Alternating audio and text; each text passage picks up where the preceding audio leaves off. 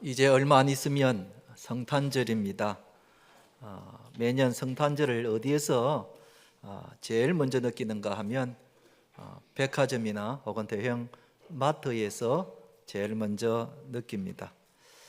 11월 말쯤 되면은 벌써 백화점에서는 큰 성탄 트리와 그리고 대형 장식품들이 설치되어 있는 것을 보면서 성탄절이 가까이 왔구나 하는 것을 느끼게 됩니다. 우리 교회도 여러분 보시는 대로 앞에 이렇게 성탄 추리가 장식되어 있고 또 성탄절을 알리는 큰 현수막이 이게 달려져 있습니다. 그리고 쉼터와 그리고 바깥에도 성탄절 장식들을 꾸며 놨습니다. 우리 도움들 청년들과 안수 집사님들이 어제까지 수고를 해서 섬겨 주셨습니다. 우리가 이런 것들을 보면서 성탄절이 이제 점점 가까이 왔구나 하는 것을 느끼게 됩니다. 사실은 오늘이 기독교 절기상 대강절입니다. 여러분, 대강절이라는 말을 아마 처음 듣는 분도 많이 계실 텐데 1년에 기독교의 절기가 여러 개 있습니다. 고난주일부터 시작해서 부활주일, 또 맥주감사주일, 또 성령 강림절, 그 중에 대강절이라는 절기가 있는데 이것이 뭔가 하면은 예수님께서 탄생하신 것을 우리가 맞이하면서 준비하는 절기라. 이게 대강절입니다. 성탄절 4주 전, 바로 오늘부터 4주간을 성탄절을 준비하는 절기로 그렇게 지키고 있습니다. 그런데 성탄절을 어떻게 준비할 것인가? 성탄절 추리를 장식을 했다 그래서 준비를 다 했다고 할 수는 없습니다. 우리는 성탄절을 준비하면서 더 중요한 것을 우리가 마음속에 새기면서 준비를 해야 합니다. 그것이 무엇인가? 그걸 오늘 말씀드리고자 하는 것입니다. 오늘 읽은 본문은 2000년 전에 제일 처음으로 예수님의 탄생을 맞이한 목자들에 대해서 기록이 되어 있는 본문입니다. 이 본문을 통해서 우리 모두가 성탄을 잘 준비하는 우리 성도 되시기를 주님의 이름으로 축원드립니다. 첫째는 우리가 성탄절을 어떻게 준비해야 하는가? 예수님처럼 낮은 마음으로 준비를 해야 된다 하는 것입니다. 베들레헴 지역의 목자들이 성 밖에서 자기 양떼들을 지키고 있었습니다. 그런데 갑자기 주위가 환하게 빛나더니 주의 천사가 임했습니다. 목자들이 놀라서 벌벌 떨고 있는데 천사들이 이 목자들에게 말합니다. 다윗의 동네에 너희를 위하여 구주가 나셨다 하고 그렇게 알려줍니다. 그러자 이 목자들이 천사의 말을 듣고 구주 예수님을 보기 위해서 베들레헴 성 안으로 들어가게 됩니다. 그런데 천사들이 가르쳐 준 그곳을 가서 보니 아기 예수님이 어디에서 태어나셨는가?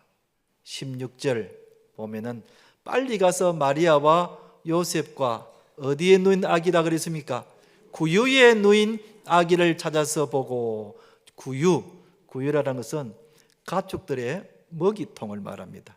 이게 말 마구간이라고 했기 때문에 말이 먹는 그 음식 담는 통, 그게 바로 구유인 것입니다. 우리 예수님이 이런 말 마구간 구유에 태어나셨다는 겁니다. 여러분, 그 당시에 아무리 못 살아도 아기를 말 마구간에서 태어나는 아기는 없습니다. 아무리 가난해도 아기를 말 구유에 누이는 사람은 없습니다. 그런데 우리 예수님은 말 마구간 그리고 말 구유에 태어나셨다 하는 것입니다. 그걸 본 목자들이 어떤 생각을 가졌을까요? 아니, 우리를 구원하러 오신 구주 예수님이 어떻게 이렇게 초라한 말 마구간에서 태어나셨을까? 아마 목자들이 의아하게 생각했을 겁니다. 아마 이런 생각은 당연한 겁니다. 아니, 우리를 구원하러 오신 구세주가 어떻게 해서 이렇게 초라한 말 마구간에서 태어났단 말인가 생각을 했는지도 모르겠습니다. 그런데 한번 생각해 보십시다. 만약 예수님이 예루살렘의 큰 궁정에 거기서 태어나셨다면은 비천한 목자들이 예수님을 만날 수 있었겠습니까? 만날 수 없을 겁니다.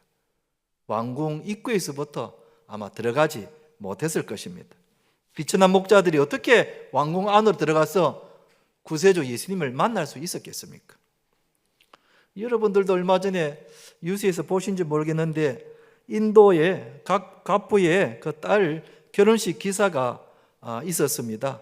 그런데 여러분, 이 결혼식에 드는 비용이 우리나라 돈으로 얼마냐 하면은, 여러분 놀라지 마십시오, 약 1200억 원 들었답니다. 별로 안 놀라시네요, 여러분. 1200만 원이 아니고 1200억 원 들었다는 겁니다. 그 결혼식에 초청된 사람들을 보면 우리가 다 알만한 세계적인 정치가인들, 기업가들, 재벌들, 우리나라에도 삼성의 이재용 회장이 거기에 초청되어 갔다는 것을 이렇게 보았습니다.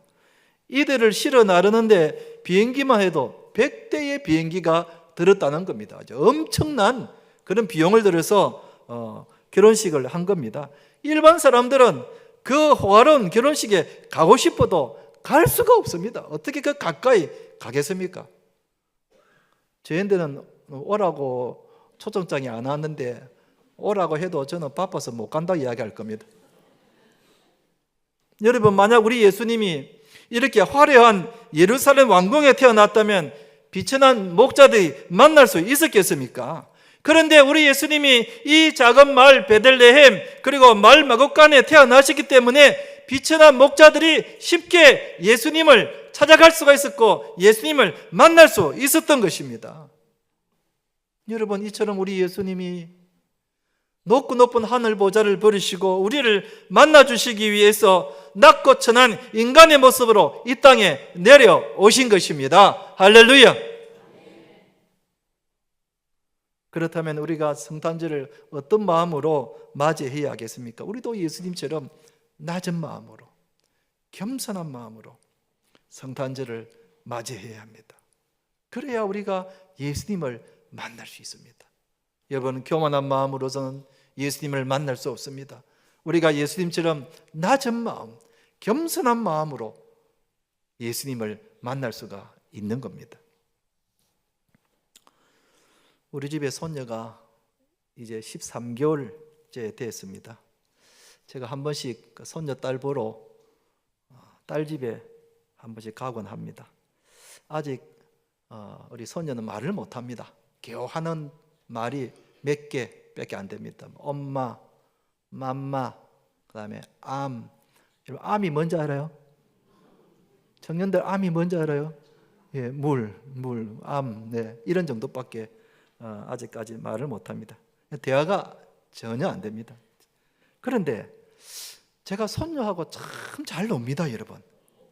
손녀하고 참 잘 놉니다. 왜냐하면 제가 손녀처럼 완전히 낮아져가지고 애기처럼 그렇게 내가 되어주기 때문에 그렇습니다. 장난감 가지고 막 이렇게 놉니다. 그러면 좋아합니다. 그리고 음악이 나오면 막 흔듭니다. 나도 같이 이렇게 막 흔듭니다. 그렇게 막 이렇게 놀아줍니다.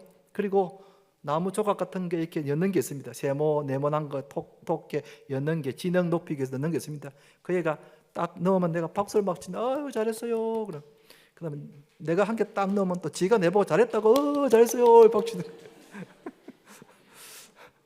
여러분, 아마 여러분 옆에서 보면 웃을 겁니다. 이 목사가 저런 모습도 다 있나.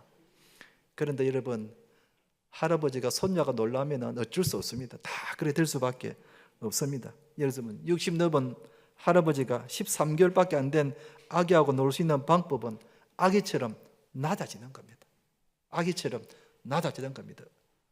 낮아지지 않으면 애하고 놀 수가 없습니다. 어허, 이것 봐라, 이러면 안 되지. 그러면 아이하고 놀 수가 없습니다. 여러분, 전능하신 하나님이신 예수님이 미천한 우리를 만나기 위하여 낮은 몸으로, 낮은 모습으로 이 땅에 내려오신 것입니다. 그러니까 우리가 예수님을 쉽게 만날 수 있는 것입니다. 할렐루야. 그 날이 바로 성탄절입니다. 우리가 어떻게 감히 하나님을 만날 수 있겠습니까? 어림도 없는 일이죠.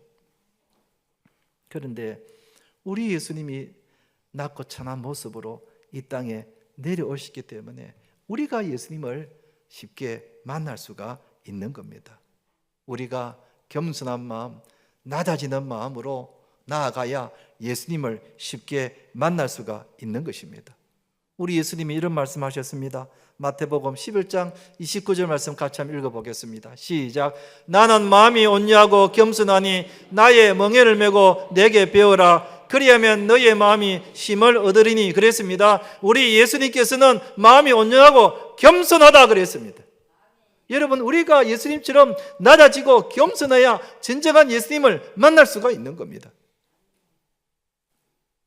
이번 성탄절날 우리가 더 낮은 마음으로, 더 겸손한 마음으로 나아가십시다. 그래야 예수님 만날 수 있습니다. 한번 따라합시다. 겸손한 마음을 가집시다.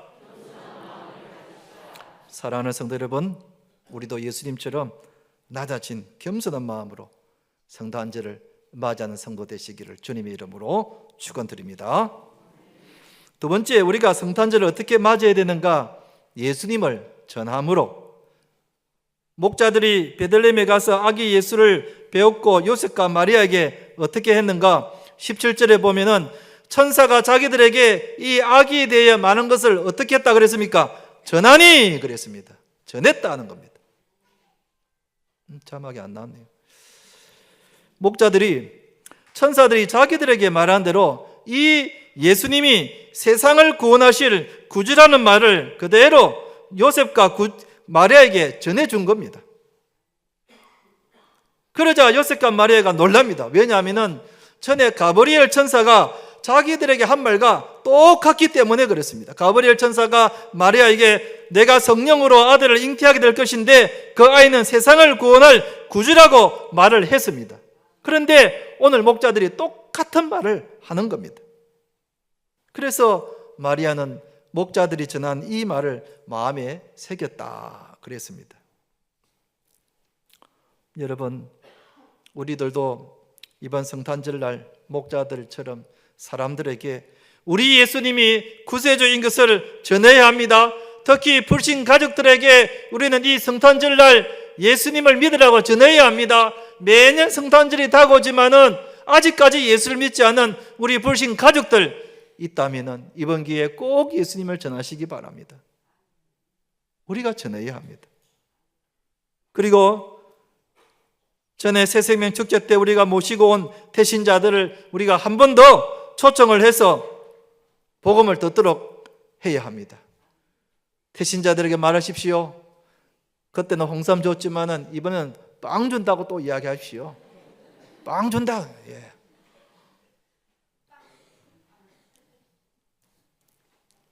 여러분 아시는 대로 저는 성탄절날 빵 때문에 교회 가서 예수 믿고 목사가 된 사람입니다. 우리 집 가까이에 교회가 하나 있었는데 성탄절날 빵을 준다는 겁니다. 그때는 빵이 얼마나 귀한 것인지 모릅니다. 그 빵 타먹기 위해서 교회를 갔습니다. 저는 불신 가정에서 자랐기 때문에 예수님이 누구신지 한 번도 들어본 적이 없습니다. 그런데 그날 성탄절날 가서 빵 먹기 위해서 갔는데 그날 목사님이 예수님이 구세주라고 이야기를 했는데 저는 그때 처음 그 이야기를 듣게 된 겁니다. 그 후에 저는 그 예수님을 믿고 이렇게 목사가 된 겁니다. 그러니 저에게 있어서 성탄절날은 잊을 수가 없고 성탄절 빵은 저에게 생명의 빵이 된 겁니다. 할렐루야. 여러분, 이번 성탄절날 불신 가족들, 부모님들, 자녀들 꼭 모셔오십시오. 와서 복음을 꼭 듣도록 하십시오. 또 우리 이웃 사람들도 꼭 데리고 와서 복음을 듣도록 하십시오. 우리가 이 성탄절을 전해야 합니다. 성탄절은 놀고 술 마시는 날이 아니라 예수님께 예배드리는 날이 성탄절이고 나를 위하여 내려오신 구주 예수님을 믿는 날이 바로 성탄절이라는 것을 우리는 전해야 하는 겁니다. 한번 따라합시다. 예수님을 전합시다. 우리도 목자들처럼 예수님이 구세주인 것을 전해서 많은 자들이 나로 인하여 구원 얻게 되기를 주님의 이름으로 축원드립니다.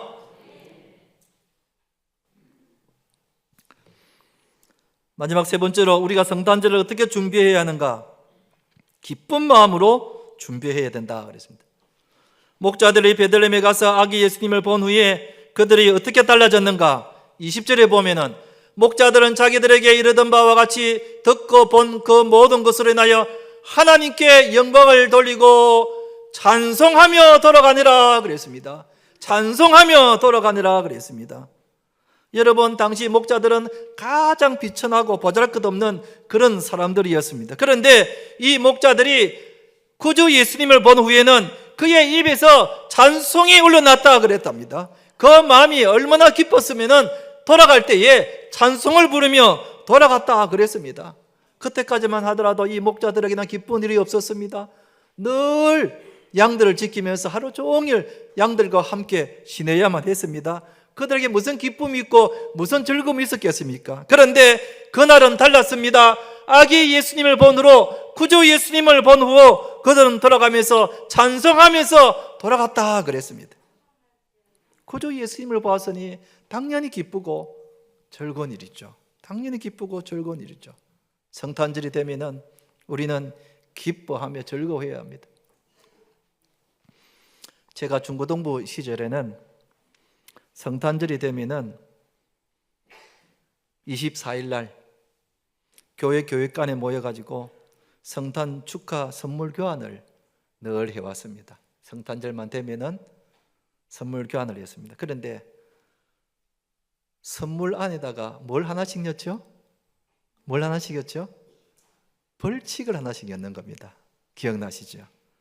그러면 이제 이 진행자가 사람을 이제 불러가지고 선물을 이렇게 주기 전에 먼저 벌칙을 꺼내가지고 벌칙대로 해야 선물을 주는 겁니다.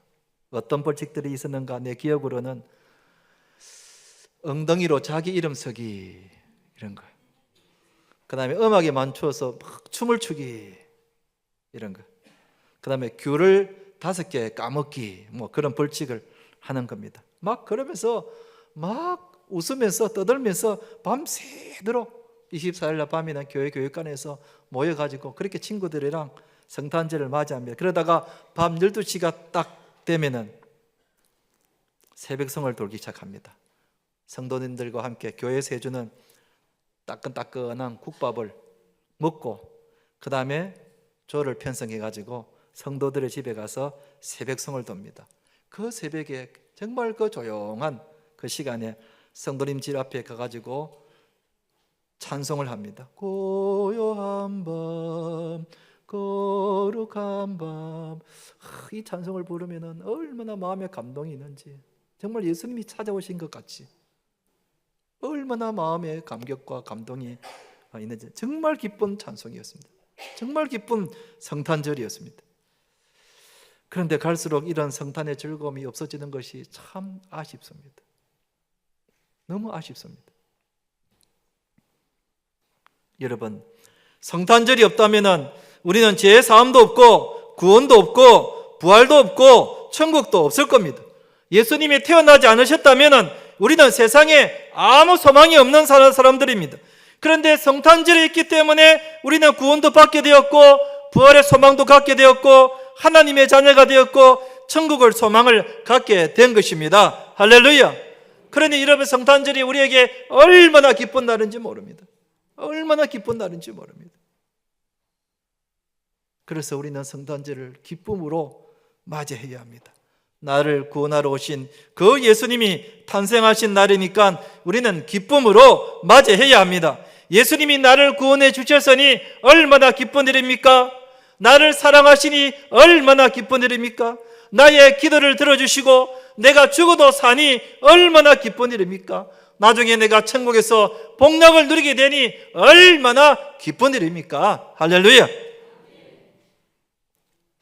그러니 여러분, 우리가 이 땅에 살면서 힘들고 어렵고 낙심되는 일이 있어도 예수님 바라보면 목자들처럼 찬송하며 돌아가게 되는 겁니다. 아무리 힘든 일이 있어도 아무리 고생이 되어도 날 구원하러 오신 그 예수님 바라보면 우리에게 살 소망이 있는 것이고 찬송이 울려 퍼지게 되는 것입니다. 아멘. 그러므로 우리는 이 성탄절을 기쁜 마음으로 맞이해야 합니다. 기쁜 마음으로 맞이해야 됩니다. 그래서 성탄절 날 되면 인사를 할 때에 메리 크리스마스라고 인사하지 않습니까? 즐거운 크리스마스다, 기쁜 크리스마스다. 그냥 크리스마스가 아니고 기쁜 크리스마스다, 그렇게 우리가 인사하지 않습니까? 미리 한번 해볼까요?